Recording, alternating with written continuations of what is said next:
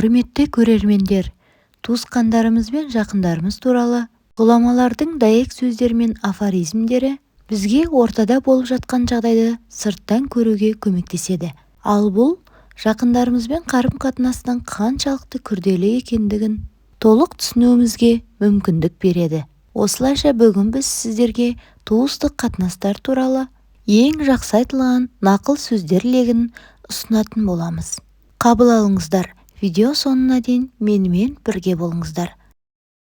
Кісімен бірге туыспау керек, туысқан соң артық сөз қуыспау керек. Абысынның арызы ағайын сәнін кетірер, ағайынның арызы елдің сәнін кетірер. Ақша қажет болса, бөтен адамдардан сұра. Ақыл керек болса, досыңмен сырлас. Ал саған ештеңе қажет болмаса, туыстарыңа бар. Денсаулық ұлы жеңіс, қанағат ұлы байлық, сенім ең жақсы туыс. Адам құрметіне бөленемін десең, өзің де құрметтей біл. Адамдар сені жақсы көруі үшін адамдарды сүй. Ағайын екен деп араныңды аша берме. Қайыршы екен деп қазаныңды төңкере берме. Ағайын барың болса, көре алмайды, жоғың болса, өздері бере алмайды. Әйел алсаң, қарап ал ақылдысын, сол болар басқалардан жақын кісің. Ағайынға, туысқа қайрылса, дүниеде нағыз сол ғой мақұл кісің. Қамқа тонның тозғанын көп жасаған қарт білер. Ағайынның озғанын жақын емес, жат білер. Ағайын жат болады алыс болса, жат та жақын болады таныс болса. Дұшпан түгіл достарың табалайды, аяғың бір нәрседен шалыспаса. Инабатты болса, әйел көрікті, ақсақал жарасса, шал көрікті, тату болса, ағайын көрікті. Өз жақындарыңды өзгертуге тырыспа. Адам сенің қалауың бойынша өзгермейді. Ол тек тартпақтай бастайды. Жалған сөйлеп, өтірік айтуды жөн көреді. Себебі бұлай жасау өте оңай, бірақ ешқашан өзгермейді. Бақыт бұл үйде науқас адамның болмауы, түрмеде ешқандай туыстардың отырмауы, серіктестер арасында шіріктердің, ал достар арасында жаулардың жоқ болғаны. Нағыз баға жетпес адамдар, ол бірге үнсіз отырғанның өзінде жанға жылы тиетін әңгімелесумен тең болғандары. Ағаш бұтағымен, адам өзіне сай лайықтысымен. Отбасы ағаштың бұтақтары секілді. Біз әртүрлі бағытта өсеміз, бірақ тамырымыз бір тұтас болып қала береді.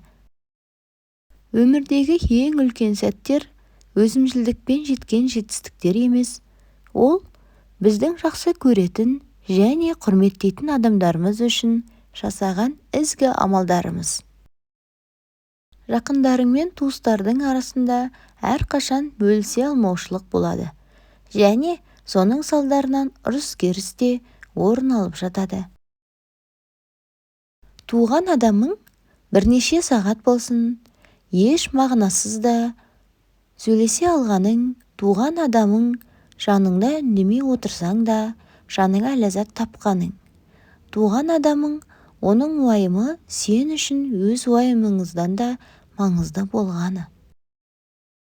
Аллах тағала бізге туыстарымызды берді, ал достарды біз өзіміз таңдаймыз. Ең сорақысы, жақындарымыз бен сүйіктілеріміз басқаларға қарағанда ауыр соққы жасауы мүмкін. Себебі олар жақында және көздеген жерлеріне тура тиеді. Отбасы жай ғана маңызды емес, отбасы бүкіл әлем. Жанжалсыз отбасы болмайды. Керек кезде кей адамдарды лайықты жерге жолдап жіберуді үйрен. Осылайша сен өзіңді туыс сымақ болып көрінгендерден құтқарасың. Кейде үйде сыртқа қарағанда суық болады.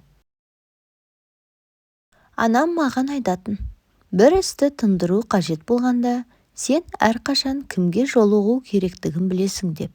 Отбасы ол әлеуметтік бағдарлама емес, отбасы бірін-бірі үшін әрқашан уайымда болатын жандардың одағы.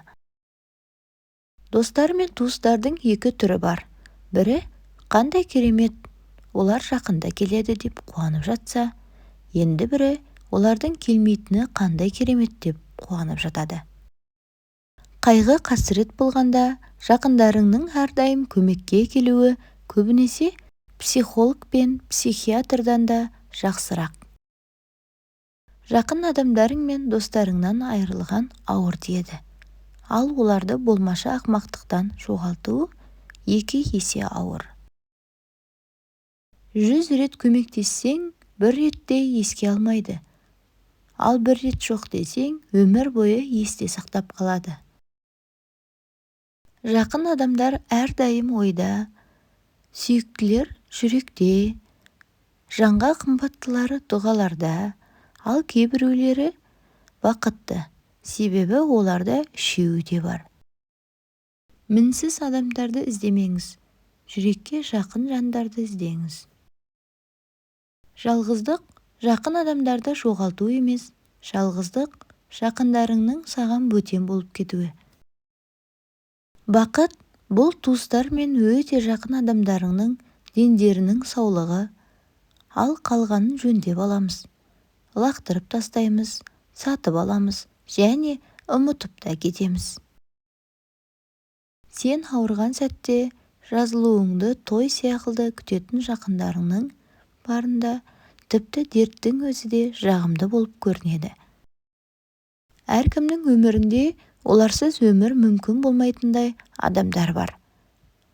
Олардың біздің өмірімізден жоқ болып кетуі мүмкін деген ойдың өзі жүректе үрей тудырады. Біз оларды соқыр кейпінде сүйеміз және мәңгі бақи олардың қателіктері мен теріс қылықтарына көз жұмуға дайынбыз. Және бұл бізде сенім болғанша жалғасуы мүмкін. Бірақ бір күні сол сенімді жоғалтқан сәтте біз ішімізде тек бос орын қалғанын ғана түсінеміз. Ақиқатында біз тек біздің қамқорлығымызға мұқтаж жандардың жанында ғана шынымен мықты боламыз. Бір анықтағаным, отбасымыз бізді жақсы көрген секілді, әлем бізді жақсы көрмейді екен. Әлемде тек сенің аман-есен болғаныңды және сенде бәрі жақсы болғанын қалайтын бір адам болуы қажет. Әрине, ол сенің анаң. Біз жақындарымыз туралы олар жанымызда болған сәтте өте аз ойлаймыз. Олар жоқ болған сәтте өте көп қайғырамыз. Жақыныңнан күткен көмек кенеттен күтпеген жерден келуі мүмкін. Сол сәтте туғаныңның қаншалықты төмен екенін және алыстағылардың асыл тастан да құндырақ екендігін түсінесің. Адам туыстарынан айырылған кезде аяқ қолынан айырылғанмен тең, бірақ соған қарамастан өмір жалғасуда. Егер бұл өмірде бір нәрсені қатты сақтау қажет болса, ол өзіңді жақындарың үшін және жақындарыңды өзің үшін сақтау. Жақындарың жаныңда болған кезде аз бағаланады, ал ғалам қамқорлықтан құралады. Сол себепті жақындарың мен туыстарыңа уақыт бөл, және олармен өткізген әрбір минутты бағала. Өйткені ол саған берілген сый ғой. Ата-аналарымыз бұл бізде бар ең керемет дүние. Оларды аса жоғары бағала. Себебі тек олар ғана ештеңеге қарамастан соңына дейін саған сеніп, сені жанынан да қатты жақсы көреді. Біз ең қымбат адамдарымызбен қанша болатынымызды білмейміз. Әр берілген уақытты бағалау қажет. Біз бақыт іздеп әлем кезіп жатамыз. Бірақ шынайы бақытымыз қолды созғандағы қашықтықта екендігін білмейде қаламыз. Егер туыстарың немесе достарың саған сирек қоңырау шалса, онда оларда бәрі жақсы деген сөз.